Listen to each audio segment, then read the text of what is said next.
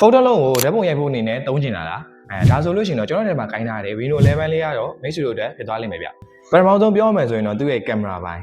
သူ့ရဲ့ကင်မရာပိုင်းမှာဆိုလို့ရှိရင်ကျွန်တော်ဒီ selfie ကင်မရာကို32 megapixel ကင်မရာလေးသုံးပေးထားတယ် portrait တော်တော်လေးကောင်းတာကိုတွေ့ရတယ်နောက်တစ်ခုက main camera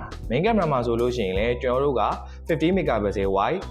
f1.8 နဲ့ကျွန်တော်ဒီ telephoto မှာဆိုလို့ရှိရင်လည်း32 megapixel f2.0 သုံးပေးထားတယ်ဗျouter wide လေးမှာဆိုလို့ရှိရင်လည်း8 megapixel f2.2 သုံးပေးထားပြီးတော့ကျွန်တော်ဒီ 4K ကို30 frame per second နဲ့ရိုက်လို့ရဖြစ်ပါတယ်ကျွန်တော်ဒီ main camera ရတဲ့ပုံထွက်လေးတွေကလည်းတော်တော်လေးကိုမိုက်တာကိုတွေ့ရတယ်ဗျဒီဇိုင်းပိုင်းလေးကလည်းတော်တော်လေးကိုလှတယ်ကျွန်တော်ဒီ120 Hz AMOLED ကိုမှမှန်ကုန်းလေးနဲ့သုံးရတာဆိုတော့တော်တော်လေးကိုစမူးဖြစ်နေပြီ